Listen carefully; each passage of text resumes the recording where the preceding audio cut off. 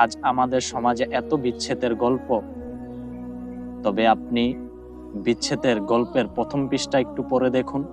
প্রত্যেকটি গল্পই শুরু হয়েছে ভালো লাগা থেকে, টাকা পয়সা দেখে।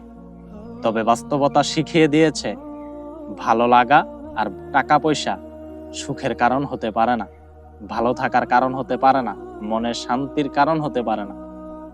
তাই তো রাসূলুল্লাহ সাল্লাল্লাহু আলাইহি ওয়াসাল্লাম বলেছিল, কারোর মধ্যে যদি ধার্মিকতা পাওয়া যায় তাহলে তার সবকিছু বাদ দিয়ে তার ধার্মিকতাকে সবচাইতে বেশি গুরুত্ব দাও।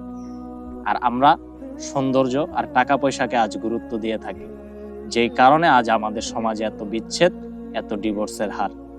হ্যাঁ, মানুষের সৌন্দর্য থাকতে হবে, পছন্দের একটা ব্যাপার থাকতে হবে, টাকা পয়সাও থাকতে হবে। তবে আপনি যে এই দুইটাই রেখে বাকিটি বাদ দিয়ে দিয়েছেন, এটাই তো আজ আপনার ব্যর্থতার এই কারণ, এটাই তো আজ আপনার অশান্তির কারণ, এটাই তো আজ আপনার ভালো না থাকার কারণ। শুধুমাত্র সৌন্দর্য আর টাকা পয়সা দিয়ে সুখে থাকা যায় না। দামি খাট হয়তো থাকতে পারে, তবে ঘুম যে আসবে এটা নিশ্চিত না।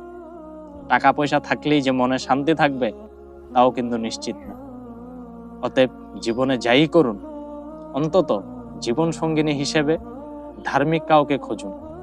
সুখ শান্তি আল্লাহর আরশ থেকে আসবে ইনশাআল্লাহ।